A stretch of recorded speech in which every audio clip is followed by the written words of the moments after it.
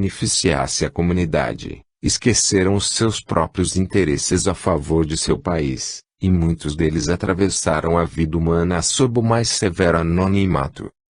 A esses cabe o direito de supervisionarem e até corrigirem certos brasileiros astutos e interesseiros, tais como os políticos venais, que se locupletam com o patrimônio alheio, e certos sacerdotes furibundos, que esbravejam dentro dos seus templos ou através de publicações, procurando separar os cidadãos por meio de ódio pregado em nome de Deus. Esses grandes brasileiros, a que me refiro, consideram os seus compatriotas encanados como um todo eletivo e acima dos seus caprichos, interesses ou opiniões pessoais.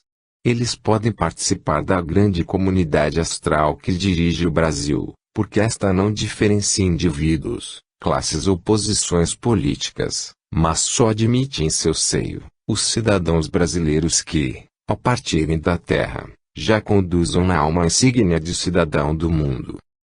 Interessa-lhe abrigar homens libertos de doutrinas filosóficas separativistas, sem interesse de proselitismos religiosos e distanciados da astúcia política, imunes à corrupção administrativa e que, em lugar das noções rígidas de pátria ou de raça, possuam em seus corações as qualidades fraternas do cidadão que reconhece o seu país como um pedaço do próprio universo. Pergunta: um espírito que desencarnar na França, depois na Itália, na Índia ou na Colômbia, porventura não retornará às colônias astrais, respectivas, apegado sempre ao seu nacionalismo pátrio? Não representaria isto um círculo vicioso, em que se muda de ambiente mas nunca se extingue o sentimento racista? Como se abranda esse senso de nacionalidade terrena? Atanagildo: o sentimento de amor à pátria muda a cada nova reencarnação, à medida que o espírito muda de raça ou de país, e por isso se registram acontecimentos até engraçados entre vós. Quantos alemães odeiam a França, mal sabendo que na última encarnação foram franceses que odiavam a Alemanha? Ou então, quantos homens brancos, da América do Norte, odeiam os negros, ignorando que no passado faziam parte da mesma raça que ora perseguem? Em verdade, tudo não passa de uma tola transferência de ódios de um lugar para outro, por parte do espírito e não da raça ou país. Essas almas, depois da morte do corpo físico, sofrem as mais pavorosas dores e remorsos, envergonhadas de si mesmas, ao se lembrarem de seu ódio racial. O mesmo pode acontecer com as almas exageradamente patriotas, quando regressam de uma existência terrena fanatizadas pela última pátria em que reencarnaram. Mas a força do espírito imortal opera no seu interior, pois, de tanto mudarem de trajes carnais, vestindo a roupagem do judeu, do hindu, do polonês, do egípcio, do peruano, alemão, brasileiro ou groenlandês, essas almas terminam incorporando em si mesmas um pouco de cada raça e compondo uma simpática dosagem de fraternidade, já a caminho de se tornarem cidadãos do mundo. E, como terão de se submeter também às regras das comunidades astrais em que estagiam, entre cada encarnação terrena, enfraquecem-se as suas tradições nacionalistas e orgulho de raça do mundo terráqueo.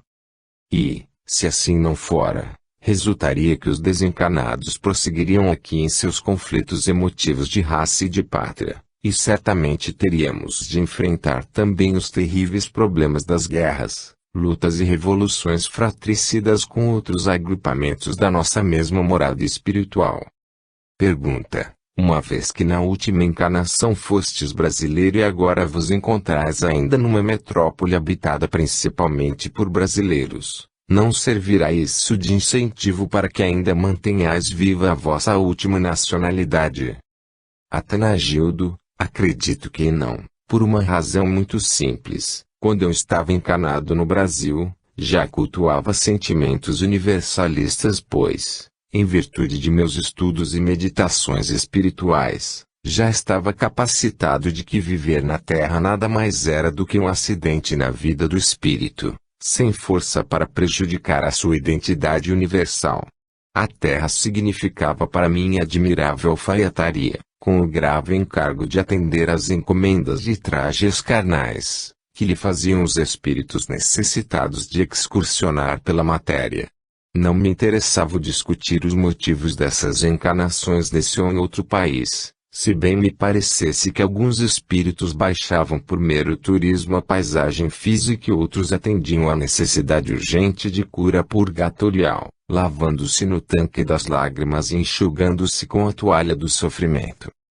De trás de todas as fisionomias, tipos carnais e personalidades humanas, eu sempre identificava o espírito imortal dentro do seu vestuário de ossos, nervos e músculos.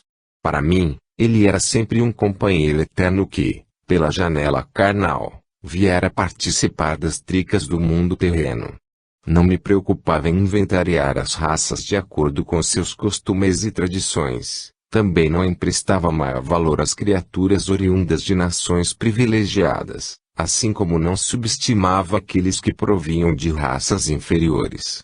Considerava a todos como espíritos que tentavam encontrar a mesma aventura que eu também me propusera encontrar. Uma grande tolerância se me fazia sentir mesmo para com aqueles que ainda se deixavam dominar pela avareza, a cupidez, o ciúme e a inveja, ou então se afligiam pela posse dos ouropés e privilégios de um mundo transitório. Achava-os, por vezes, iguais às crianças que brigam por causa de um brinquedo ou se angustiam pela posse de um cavalinho de pau.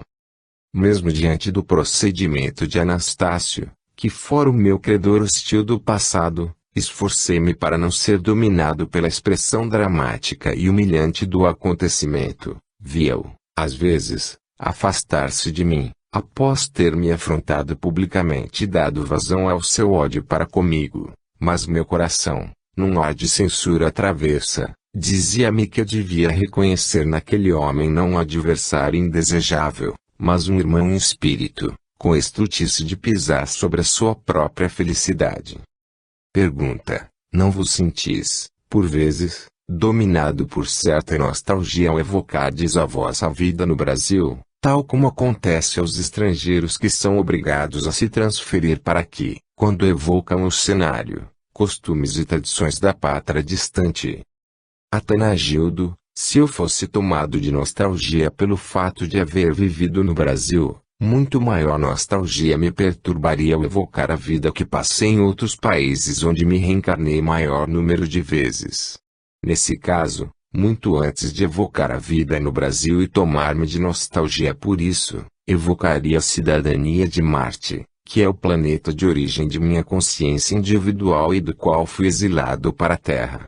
E se eu me preocupasse em evocar a pátria em que viveu meu espírito, então, antes de pensar no Brasil, deveria lembrar a Atlântida, o Egito, a Arábia, a Hebreia, e principalmente a Grécia ou a Índia, onde o meu espírito se demorou mais tempo encarnado.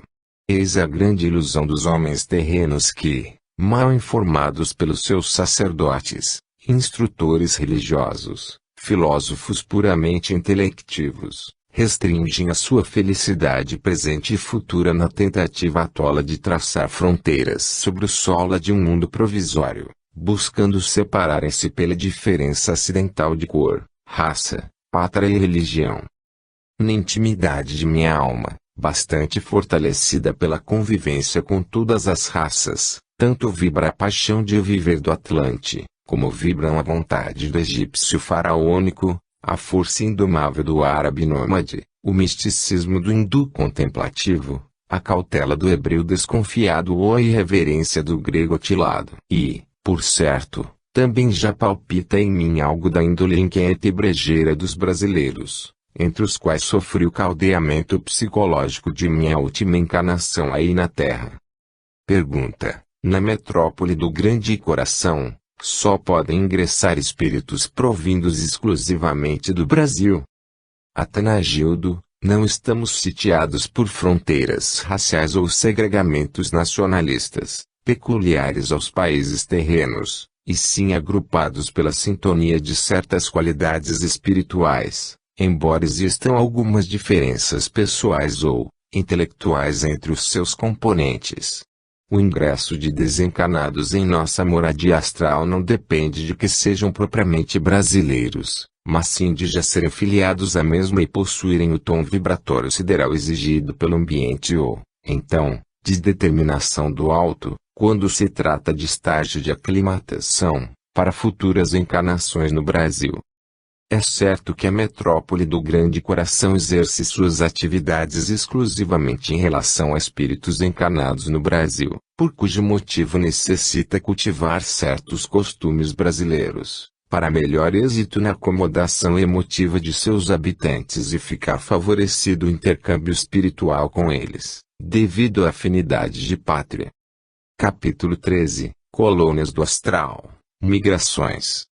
Pergunta: a transmigração de espíritos de uma comunidade astral para outra pode ser feita sem prejuízo da unidade afetiva das colônias para as quais forem transferidos? Atanagildo: um espírito que haja desencarnado na Europa e tenha de se reencarnar no Brasil, na região supervisionada pela nossa metrópole, muito lucrará com um estágio preparatório em nosso ambiente astral, desde que apresente o padrão vibratório espiritual exigido.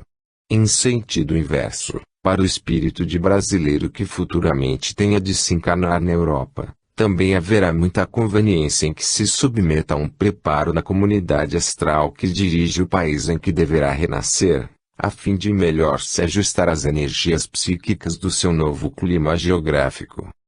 Essa salutar providência ajuda o futuro reencarnante a conhecer melhor os seus ascendentes biológicos e na integração dos costumes e temperamentos do povo que lhe servirá de compatriota físico.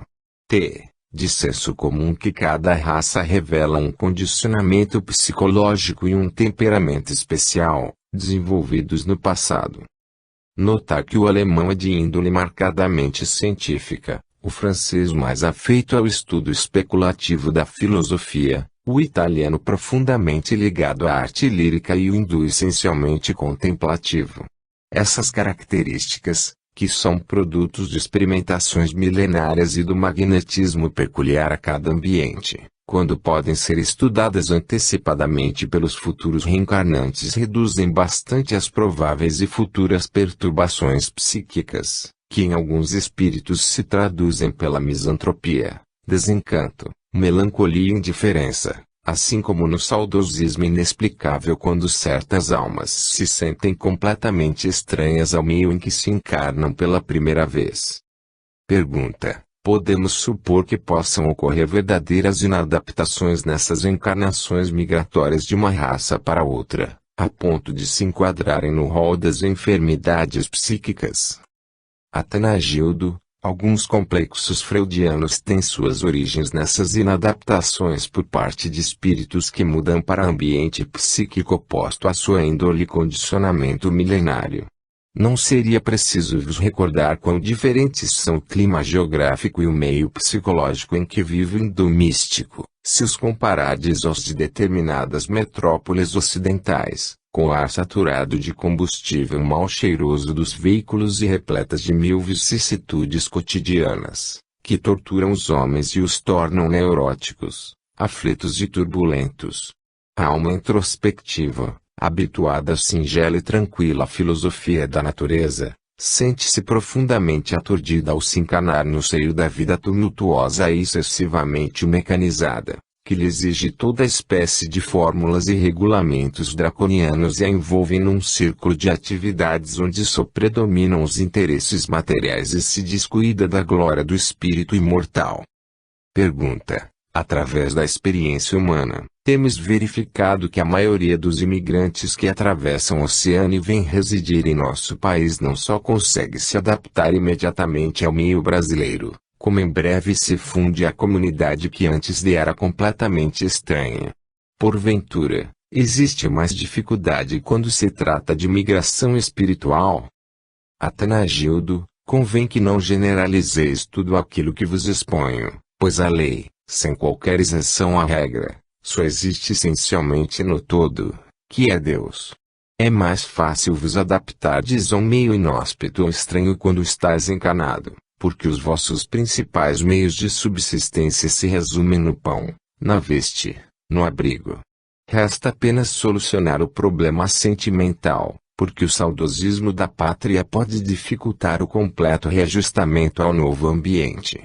Mas o grau desse sentimento nacionalista depende de vossa natureza espiritual, mais ou menos exclusivista, pois a alma de pendores universalistas e devota à fraternidade humana muito cedo se integra aos costumes das pátrias estranhas.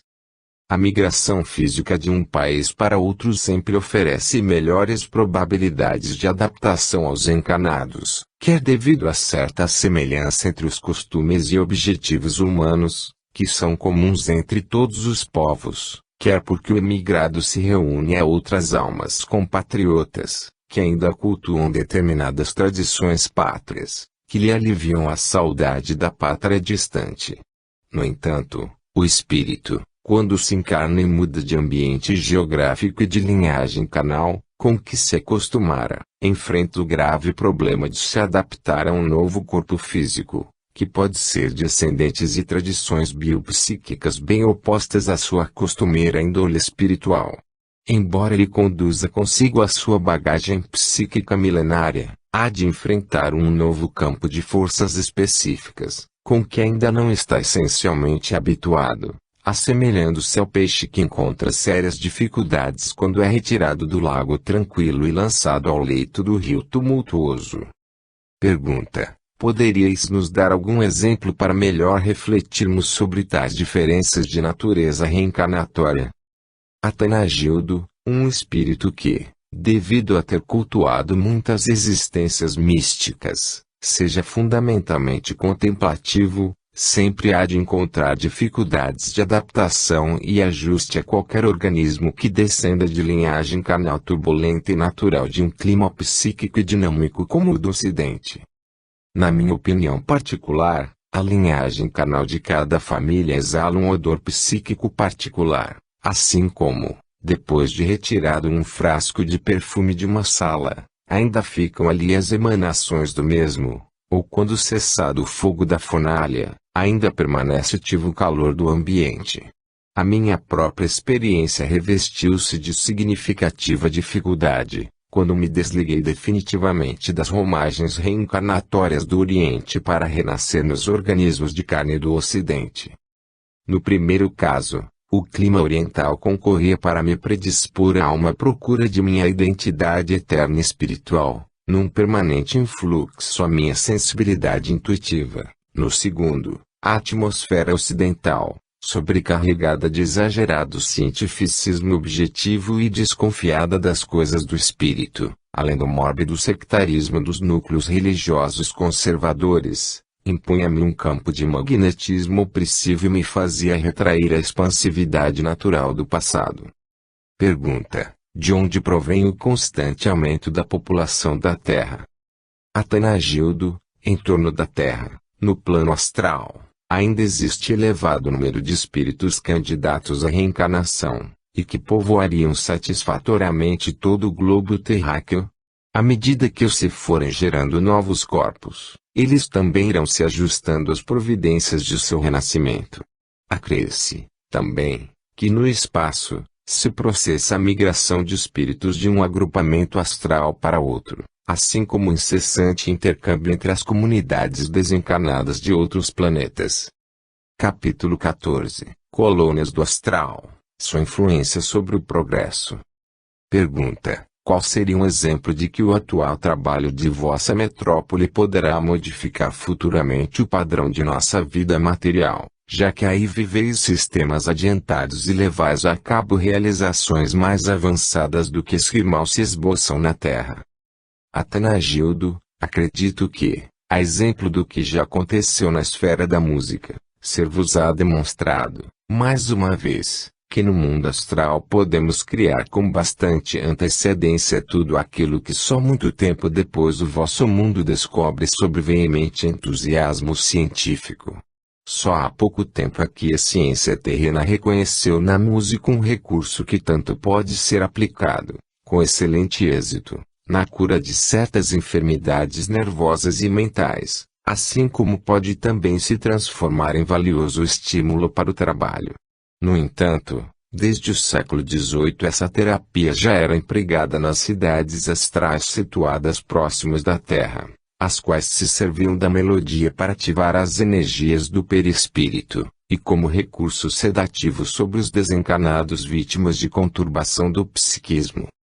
Ao passo que só em meados do século XX os cientistas e educadores terrenos aceitavam oficialmente a influência da música na terapêutica humana, introduzindo-a lentamente nos seus estabelecimentos de trabalho, hospitais, instituições educativas e correcionais. A metrópole do Grande Coração já usava, havia quase 2 séculos, como auxílio corriqueiro para a cura de necessitados, em sua comunidade astral.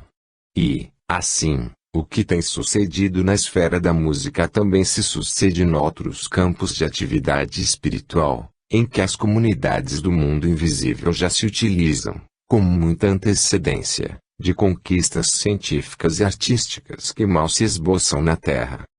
Pergunta: e, quando essas realizações antecipadas, do mundo astral, passam a ser conhecidas da humanidade terrena, nós também as aproveitamos com a mesma inteligência com que as aproveita o mundo astral? Atanagildo: infelizmente, todas as mensagens e inspirações de ordem superior, transmitidas das comunidades astrais para a crosta, sofrem primeiramente o impacto do interesse, do sofisma ou da violência, ainda tão comuns ao cidadão terreno. A eletricidade, a pólvora, o avião, a energia atômica, enfim, todas as descobertas e invenções que descem do além, para desafogar a vida humana, têm sido primeiramente utilizadas para fins destrutivos ou sob execrável espírito mercantilista. Só depois que os homens se mostram exaustos, decepcionados e maltratados pelo próprio abuso das realizações que o alto lhes inspira para fins pacíficos, é que então se devotam ao seu aproveitamento útil para finalidade construtiva. Assim ocorrerá com a própria música, apesar dos excelentes resultados que ela já produz em aplicação benfeitora. O cidadão terreno, sempre sedento de ganho, é fora de dúvida, há de querer extrair o máximo de proveito pessoal na descoberta da meloterapia, pouco lhe importando os sacrifícios ou os prejuízos que venham a sofrer outros seres menos aquinhoados pela inteligência.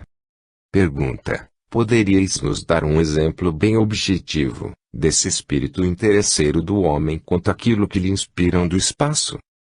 Atanagildo: cingindo-me ainda à esfera da música, exemplifico, logo que surgirem na Terra notícias científicas quanto à excelente influência da música na prosperidade da produção terrena, com excelente aproveitamento, principalmente no reino animal. Os homens mais afoitos hão de organizar tabelas musicais utilitaristas, por meio das quais se pousa intensificar o rendimento do leite nas vacas, o crescimento de lã nos carneiros ou o aumento da banha nos porcos.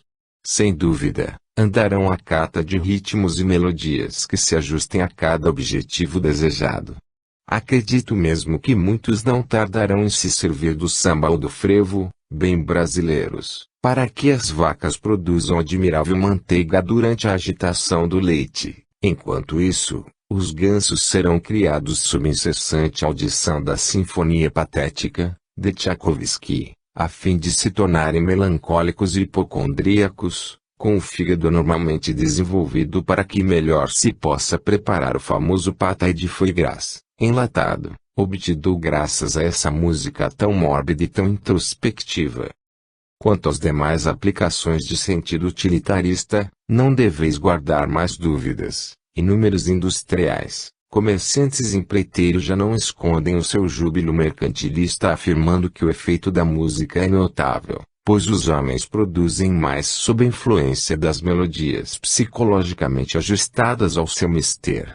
Assim aqui, muito breve, o gênio humano terá criado os seguintes e hábeis recursos inspirados na meloterapia. Os carteiros abreviarão a entrega da correspondência, graças ao incentivo de festivas marchas militares que lhes acompanharão os passos. As mulheres poderão tricotar velozmente, sob o ritmo sincopado dos chorinhos brasileiros. Os camponeses hão de superar a safra costumeira, espalhando sementes de cereais controlados pelos movimentos alegres das valsas europeias. Depois de tanta utilidade encontrada na aplicação da música aos seus interesses, que importará ao homem a mensagem angélica da melodia, que influi na disposição afetiva da alma. Capítulo 15. As relações entre vivos e mortos. Pergunta: que pensais do modo por que encaramos a morte do corpo físico, e que dizeis do intercâmbio que mantemos com os desencarnados?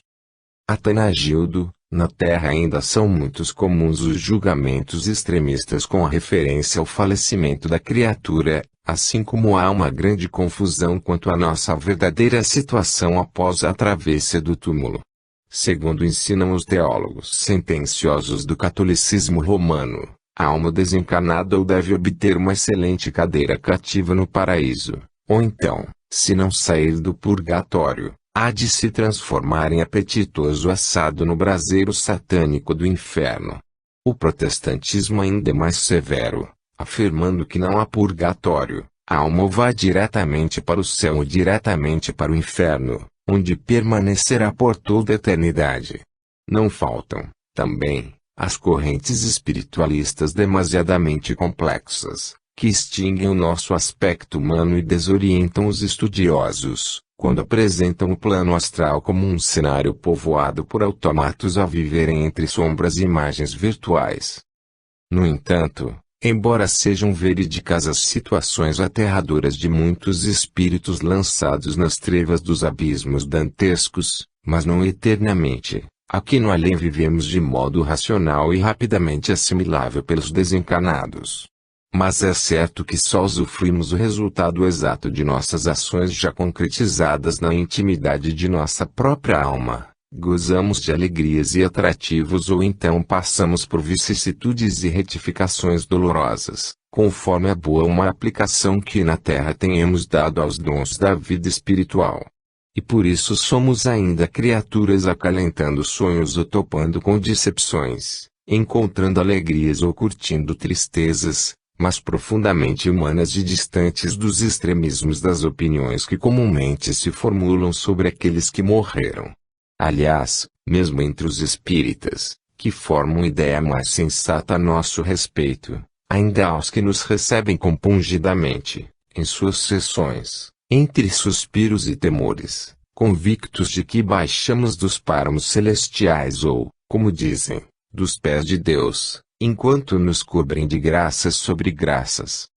Outros, mais pessimistas, consideram-nos terrivelmente sisudos e severos, certos de que só nos preocupamos em excomungar os pecados dos homens e desejarmos toda a sorte de castigos para a terra diabólica, apesar de haver sido criada por Deus. Pergunta: temos a impressão de que a morte do corpo físico extingue nas almas o gosto pelos divertimentos e pelo humorismo, tão comuns na Terra. Estamos certos?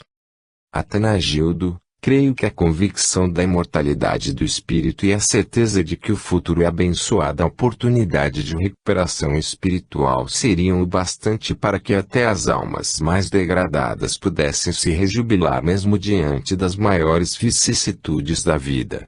No entanto, muitos espiritualistas, e até espíritas já convencidos da imortalidade da alma, ainda vivem no mundo com a fisionomia carrancuda e ara solene, espalhando em torno de si injustificável e doente pessimismo.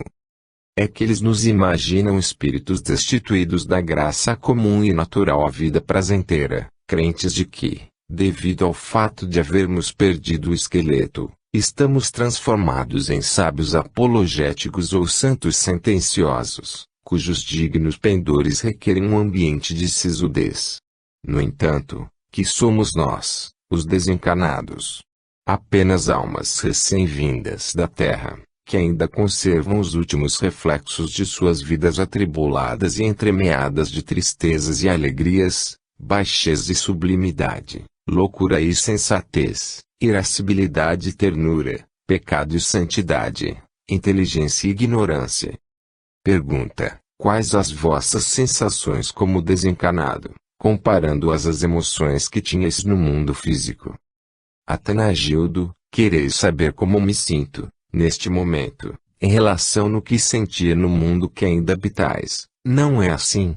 Neste momento, em que o médium traduz o meu pensamento em letras de forma, não me considero um fantasma pingando gotículas de gelo, nem me apercebo das tradicionais e pesadas correntes algemando aos meus pés, assim como os excêntricos fantasmas londrinos, que ainda têm o péssimo hábito de arrastá-las pelos salões dos castelos medievais da Inglaterra. Ausculto-me, atenciosa e corajosamente, apalpo-me, e que sinto? Sinto-me mais vivo, mais sutilizado nos meus pensamentos e completamente desafogado das minhas aflições físicas. Comprovo, outro sim, que se me ampliou o coeficiente de ternura, de alegria, de paz e de espontaneidade, que já possuía na terra. Distancio-me do péssimo sistema da hipocrisia humana e me despreocupo da opinião pública a meu respeito. Acredito que esse gozo inefável, que às vezes me arrebata a alma, como em um êxtase ou algo de tradicional samadhi dos místicos hindus, deve fazer parte daquele estado sublime que Jesus revelou aos homens, dizendo que só veríamos o reino dos céus depois que nos transformássemos em criancinhas. Pelo menos, na esfera em que me encontro, o júbilo toma-nos a alma, e sentir-nos-íamos grandemente culpados perante a nossa própria consciência espiritual se pretendêssemos esconder dos demais companheiros a menor partícula de nossos pensamentos e intenções. Vivemos às claras, e expomos sem rebuços tudo o que sentimos e pensamos, sem qualquer premeditação ou intenção oculta. Esse nosso estado eufórico e desprovido de dissimulações, que aqui cultuamos, lembra de fato algo da criança instintiva, travessa mas sincera e espontânea, que age exatamente como pensa. Pergunta: quais os fatores que mais contribuíram para conquistardes essa libertação espiritual e esse júbilo que usufruis agora, no além? Atanagildo: na minha última encarnação, empreendi hercúleos esforços para me libertar definitivamente das fórmulas, vícios, preconceitos e convenções que, não só oprimem e dramatizam a vida humana, como ainda algemam o espírito mesmo depois de desencarnado. Assim, quando me desembaracei do corpo físico, fui atraído para o ambiente vibratório em que atualmente vivo, no qual passei a manifestar, em sua plenitude natural, os sentimentos que já cultivava quando ainda encarnado. Atravessei a vida física atento e desperto, muitíssimo interessado em empreender mais a minha libertação da forma terrena do que mesmo usufruir os prazeres medíocres das sensações provisórias da carne. Mas é evidente que, para nos libertarmos da escravidão do mundo ilusório da matéria, não basta apenas que a criatura se isole num falso puritanismo ou se transforme em monge de qualquer ermida secular. Em verdade, pode-se viver na plenitude da existência humana e participar de todas as lutas e sofrimentos alheios, vivendo entre os ambiciosos, os egoístas e os avaros, porém sem ser ambicioso, sem ser egoísta e sem ser avaro. É participar da batalha, mas não ser guerreiro, como ensinam os aforismos orientais. É viver tanto quanto vivem os outros, mas sem competir, sem desejar e sem se escravizar às seduções da forma. É ter vida espontânea, por amor à obra. É fazer doação incessante de sua própria luz, para dar lugar à maior cota da luz eterna, do Criador. Pergunta: e como vos sentis, atualmente, quando comparais o vosso corpo ao corpo material que o deixastes no túmulo terrestre? Atanagildo: quando encarnado, eu carregava 65 quilos de carne, nervos e ossos pelas ruas barulhentas da capital paulista, fardo esse que constituía o meu corpo físico, sempre repleto de exigências e vulnerabilidades para com o meio. Quase todos os dias precisava ensaboá-lo e vesti-la, arranjando-lhe o necessário combustível, que ele sempre consumia com visível insatisfação animal, desejando sempre coisa melhor. Mas é preciso, apesar disso, sermos gratos para com a matéria, pois ela sempre se demonstra benévola em qualquer circunstância da vida humana, operando para mais breve liquidação do fardo kármico que costumamos trazer do passado. Os meus pecadinhos menores, que ainda sobejavam do passado, acredito que os paguei karmicamente na cadeira do dentista. Os que ainda restavam, eliminei-os suando por todos os poros nos dias equatorianos, ou então batendo os queixos e tiritando de frio sob a garoa paulista. Durante o dia, era obrigado a fazer entrar o meu corpo em toda espécie de veículos circulantes, a fim de levá-lo às zonas de trabalho profissional, fechando os ouvidos aos desaforos dos condutores e cobradores irascíveis. À noite, tinha de trazê-lo de volta, para o necessário repouso no leito modesto do lar suburbano. Normalmente, era candidato ao suicídio por entre as ruas do turbulento e São Paulo, realizando as mais perigosas acrobacias entre ônibus e bondes, automóveis e bicicletas, afobando-me para atingir os passeios protetores, imitando alguém que tivesse de atravessar a selva bruta sob a perseguição de um bando de animais ferozes. No entanto, de que modo vivo agora? Basta pensar vigorosamente num dado ponto do vosso globo, ou mesmo em qualquer zona do astral que circunda a Terra, para então me transportar para ali com a velocidade do pensamento, como costumais dizer aí na matéria. E esse trajeto eu faço mais rapidamente do que o faz o último avião a jacto produzido pela ciência terrestre, pois atinge o objetivo desejado imediatamente após a minha vigorosa intenção. E tudo isso posso realizar sem os suores do calor terrestre e sem os afogamentos respiratórios do corpo físico, assim como não estou sujeito aos desastres comuns e aos perigos assustadores dos transportes terrenos. Pergunta: gostamos do modo franco sem malabarismo de palavras, com que nos dizeis as coisas. Isso nos auxilia a compreendermos melhor as próprias relações entre vivos e mortos.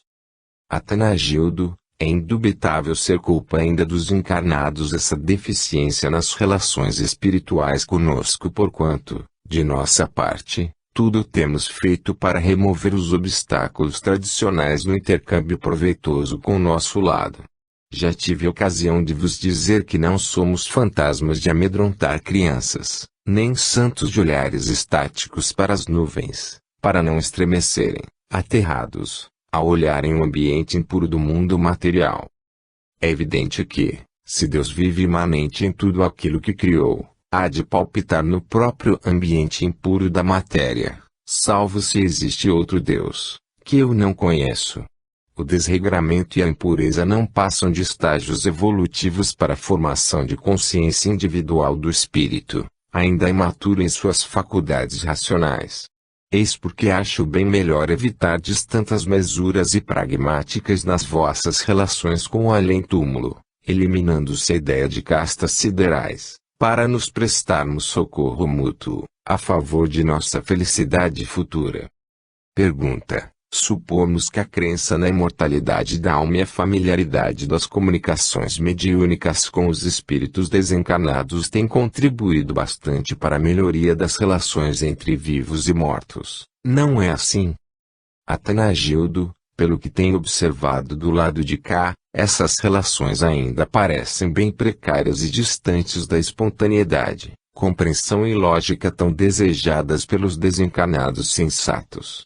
Na Terra, ainda persiste o tabu de que espírito desencarnado é fantasma de histéricos ou, então, um indivíduo verdadeiramente sádico, ardendo em desejos de atormentar a família terrena.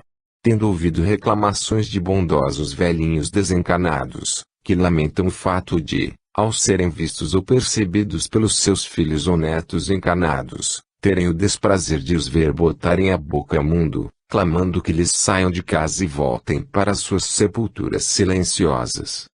Eis o grande melodrama da morte: os nossos parentes gritam, enlouquecidos, sobre o nosso caixão mortuário, mas, depois, fogem espavoridos quando tentamos comprovar-lhes que, além de estarmos vivos, ainda os amamos como sempre.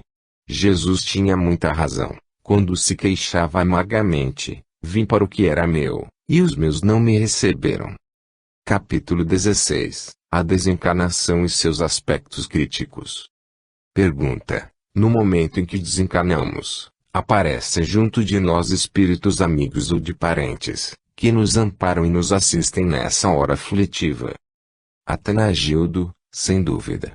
Pondo o caso em vós mesmos, que faríeis, se já estivesseis desencarnados, ao saberdes que determinado filho, amigo ou ente muito querido se encontrava no limiar da porta do astral?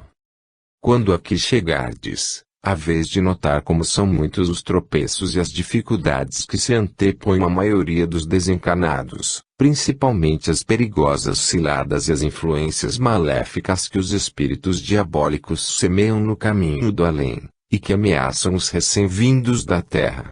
Como não podemos prever, com exatidão, quais serão as reações psíquicas de nossos parentes na hora delicada em que tiverem de abandonar o corpo físico, somos obrigados, às vezes, a solicitar a presença das entidades mais elevadas, a fim de que nos ajudem a proteger os nossos entes queridos na travessia do túmulo. Pergunta: então, ficam sempre asseguradas a proteção e a segurança daqueles que partem da Terra, através dessa assistência benfeitora que os parentes e amigos, do além, prestam aos seus familiares desencarnados? Atanagildo: isso depende muito do cabedal de virtudes do espírito desencarnante e do modo como ele haja vivido na matéria, porquanto, em geral, os encarnados obedecem mais ao instinto das paixões animais do que mesmo à razão espiritual. Pouco a pouco se deixam envolver pelas sugestões melífluas dos malfeitores das sombras, que do além lhe preparam antecipadamente perispírito, de modo a que melhor se sintonize com as suas vibrações maléficas, após a morte do corpo de carne. São poucas, ainda, as almas que na existência física se esforçam por viver os ensinamentos salvadores do Evangelho, já crentes de que os sacrifícios e as vicissitudes, suportados na matéria, hão de lhes garantir a libertação espiritual ao reino do além-túmulo. Assim sendo, a proteção tão necessária e desejada, a saída do túmulo, dependerá fundamentalmente do padrão espiritual que tiverdes cultivado em vós mesmos. Cada ser se leva acionado pelo seu próprio dinamismo angélico, embora não deixe de receber o amparo justo dos amigos e parentes, que muito auxiliam a encontrar o seu ambiente eletivo do além. Pergunta: consegue o espírito abandonar com facilidade o seu corpo físico, logo em seguida ao ser considerado morto aqui na Terra? Atanagildo: há dois fatores muito importantes que, não só perturbam os encarnados na hora derradeira, como ainda lhes impõem sérias dificuldades, devido a retê-los por mais tempo junto ao cadáver, mesmo depois de considerados mortos pelo atestado de óbito. Um deles é o proverbial medo da morte, ainda muito comum entre os povos ocidentais, infelizmente bastante ignorantes da realidade espiritual e da imortalidade da alma. O outro advém dos clamores dos parentes que, em seu desespero e ignorância, terminam por imantar o moribundo mais fortemente ao seu leito de dor, dificultando a libertação do seu espírito. Não basta que os homens tenham sido brilhantemente educados em famosas academias, ou que possuam aprimorada cultura científica acumulada através de muitos anos de estudo, pois, apesar disso, eles geralmente valorizam demais o cenário do mundo material e confundem o verdadeiro sentido da vida do espírito imortal com os efeitos transitórios da existência física. Assim, quando defrontam com o terrível momento da morte, em que a vida corporal se esvai sem qualquer possibilidade de ser retida pelos recursos humanos, o medo lhes tome o cérebro e então eles se apegam, desesperados, aos últimos resquícios de vitalidade, demandando mais tempo para serem desatados os derradeiros laços da existência terrena. Pergunta: e isso não pode também suceder com as próprias almas benfeitoras, que tenham sido devotadas às práticas religiosas? Atanagildo: mesmo algumas almas benfeitoras, embora não hajam se escravizado completamente às sensações da carne, ainda podem prolongar o tempo necessário para a morte do corpo físico, pois o seu tremendo pavor da morte e inconformação com a cessação da vida carnal terminam por encarcerá-las no vaso em agonia. Em sentido oposto, há as que, embora não sendo benfeitoras, não temem a morte e chegam mesmo a enfrentá-la com desdém. No entanto, demoram em se libertar do corpo, porque, se conseguem romper as algemas do medo, não conseguem, entretanto, lograr o mesmo com os grilhões vigorosos das sensações e paixões inferiores, a que tantos se algemaram na matéria. E com esse medo da morte e apego condenável às satisfações provisórias da carne, a criatura copia a figura do molusco encolhido de medo em sua concha, pois não quer abandonar o corpo já em estado lastimável, enquanto se impermeabiliza as vibrações da vida superior e deixa de auxiliar aqueles que devem lhe desatar os laços que aprendem a matéria. Quando se reconhece no soar da hora derradeira da vida física, ao invés de firmar a mente no convite libertador do espírito, prefere atender ao apelo incisivo do instinto animal, que luta encarniçadamente para impedir que a centelha espiritual lhe fuja a ação vigorosa e dominadora. Pergunta: como poderíamos entender essa pressão exercida pelos parentes do moribundo, na hora de sua desencarnação, obrigando-o a lutar contra a morte do corpo? Atanagildo: o confrangimento, o desespero e a inconformação dos familiares e amigos, em torno do agonizante, produzem filamentos de magnetismo denso, que imantam o espírito desencarnante ao seu corpo material, como se tratasse de vigorosas cordas vivas a susterem a alma em agonia. Conforme podereis comprovar pela extensa literatura espírita, há casos em que os espíritos assistentes dos desencarnantes procuram neutralizar esses efeitos perniciosos, lançando mão do estratagema de restaurarem as forças magnéticas do agonizante e fazendo seu organismo físico obter visível recuperação de vida. Ante a melhoria súbita, que é muito comum nos fenômenos da agonia, acalmam-se os temores dos familiares e cessa a angústia que retinha o espírito no corpo carnal, abrandam-se ou extinguem-se, então, os fios magnéticos que imantam o moribundo à carne, porque as mentes dos presentes também deixam de produzir essas forças magnéticas negativas e agrilhoantes, que resultam de grande ignorância espiritual dos encarnados a respeito do fenômeno da morte corporal e da imortalidade do espírito. Essa súbita convalescença na hora da agonia, muito comentada na Terra, é que deu lugar ao velho rifão, melhora do moribundo, visita da morte.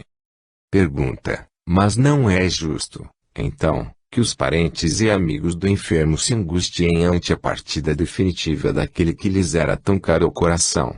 Há, porventura, deslize espiritual nessa imantação da família ao seu ente querido nas vascas da agonia?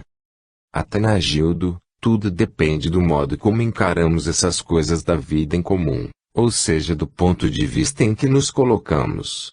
Convém refletir-lhes que, enquanto para os encarnados a morte do seu familiar significa tragédia insuperável e drama pungente, o mesmo acontecimento, para os seus parentes já desencarnados e desembaraçados do lado de cá, transforma-se num fato jubiloso, pois, em verdade, trata-se de um ente querido que retorna ao seu verdadeiro lar, no além.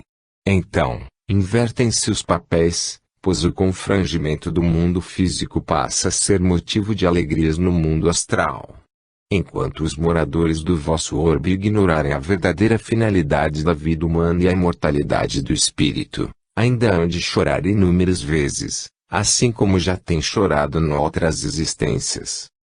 Quantas vezes já choraram por vossa causa em outras encarnações, cada vez que o vosso espírito teve de abandonar o seu corpo físico? Já fostes pranteados sob as vestes egípcias, hebreias, gregas, hindus ou europeias, alhuras para se obedecerem a determinados ritos fúnebres usados por certas raças exóticas, colocaram alimentos e objetos dentro de vossos caixões mortuários ou sobre as lápides tumulares do vosso cadáver. Doutra feita, apenas algumas flores singelas ornamentaram as cruzes solitárias de vossas sepulturas. Algumas vezes, em vidas mais ricas, o vosso cadáver transitou pelas ruas no caixão luxuoso, forrado com sedas riquíssimas e ornado de franjas douradas, submerso no fausto das flores raras, hospedando-se definitivamente num mausoléu suntuoso. No entanto, em outras vezes, algumas almas amigas tiveram que carregar o vosso corpo hirto, seminu, coberto com repulsivos trapos que mal cobriam vossas carnes frias. Enquanto em certas existências a terra fria vos deu sepultura amiga, também. Vezes houve que os animais ferozes ou os urubus famintos se encarregaram de vos devorar o corpo tombado só, na mata virgem. Há quantos milênios, no círculo de vossa família espiritual, composta às vezes dos vossos próprios adversários de outras encarnações, obrigados a fazerem parte de vossa parentela consanguínea, não tendes cultivado o choro e o sofrimento angustioso, devido ao paradoxo de uma morte que é imortal? Pergunta: em nossa atual compreensão espiritual, a morte ainda significa para nós um acontecimento tétrico e desesperador, pois, não sabendo seguramente que destino tomarão os nossos entes queridos que partem daqui, é muito justo que nos desesperemos. Essa nossa dúvida e angústia não serão produtos naturais de nosso estado evolutivo, ainda tão precário? Atanagildo: sim, pois nos planetas mais avançados a morte corporal de seus familiares é considerada um acontecimento mais feliz do que o próprio nascimento de um filho ou neto. E isso porque a alma que se encarna tem de se defrontar com a grave responsabilidade de sua retificação espiritual, sem que ninguém possa predizer, com segurança, de que modo ela irá se portar na nova e severa experimentação física. Quantas vezes o bebê querido, que sorri no berço material, não passa do envoltório disfarçado de um futuro Nero, Torquemada, Lampião ou Calígula? Quem poderá negar que naquele corpo tenro e rosado, que inunda o lar de novas alegrias, pode-se encontrar a alma perjura do futuro, ou então o vosso algoz implacável, que no passado já vos destroçou a aventura humana? Quais os pais que poderão confiar, sem receio, em que, após o crescimento do organismo tenro e adorado do seu rebento querido, ele há de retribuir o carinho e os cuidados que lhe foram dispensados, como um tributo sagrado, do filho amoroso para com seus progenitores que tanto se sacrificaram por ele? Quem poderá adivinhar, de início, que num berço infantil repousa uma entidade degenerada, cruel ou prostituída, em lugar do espírito angelical tão desejado para fazer parte do lar? Entretanto, na hora da desencarnação, embora se despeça um espírito amigo e deixe inconsolável mágoa nos corações afetivos, já podeis conhecer o seu caráter e avaliar os frutos de sua existência terrena, porquanto lhe retorna após uma tarefa boa ou má, porém terminada. Sem dúvida, o mais sensato não é chorar o ente querido que parte, mas sim tomar-se de sérias preocupações por aquele que chega. As lágrimas humanas só deveriam ser derramadas pelo morto em virtude da conduta desregrada com que houvesse vivido, pois a morte, em sua feição material, é coisa bem secundária na eternidade da vida do espírito. Pergunta: não discordamos de vossas considerações, mas achamos dificílimo dominarmos a dor nessa hora cruciante em que nos separamos definitivamente daquele que já se integrara aos nossos momentos felizes e às nossas angústias no mundo físico. Atanagildo: esse vocábulo, definitivamente, bem diz do quanto vos encontrais ainda distantes da realidade espiritual da morte do corpo físico. Não há separação absoluta. O que há é que o espírito devolve à terra a sua vestimenta carnal usada e imprestável, que lhe fora cedida para o rápido aprendizado de alguns lustros terrenos.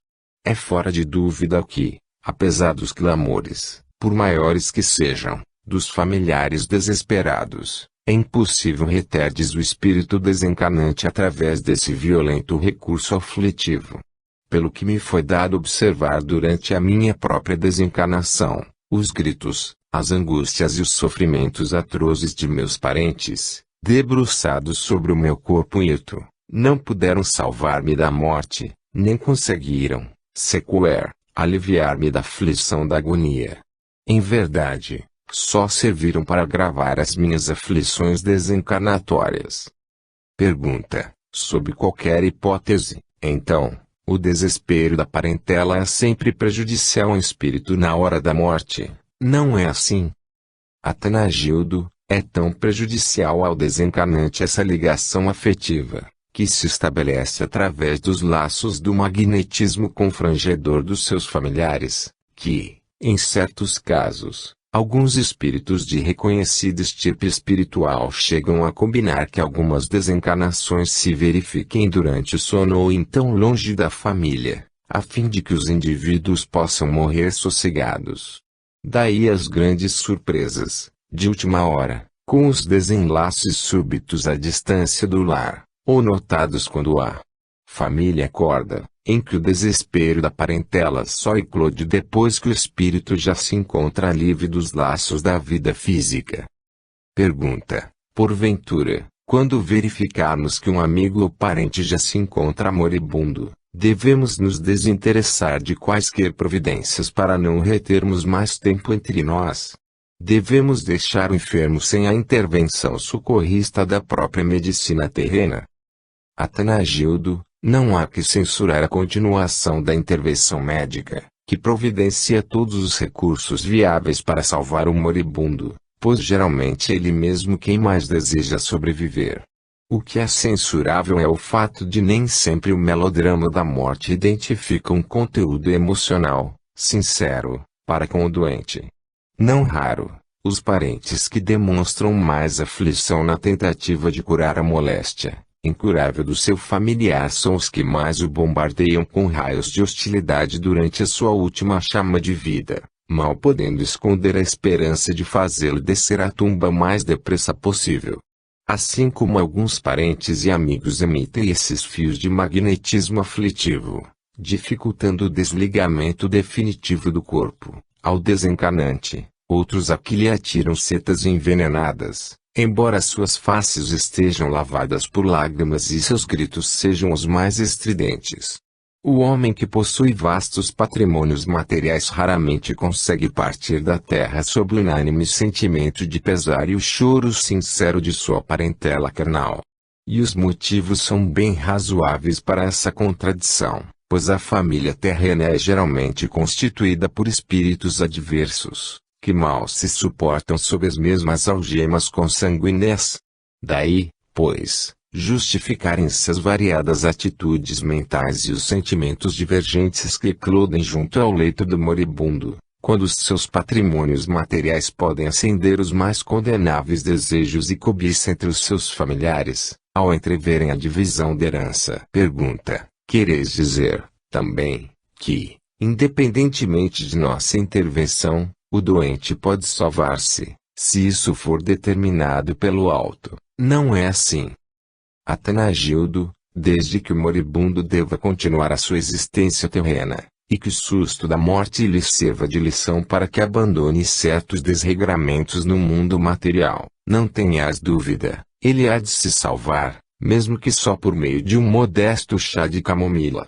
Mas, se houver chegado o momento em que deve abandonar o vestuário de carne no almoxarifado da terra, ele desencarnará, mesmo que o transformeis num palheteiro de agulhas hipodérmicas, num excelente caldo de cultura de antibióticos, ou o espeteis continuamente para receber soros ou transfusões de sangue alheio.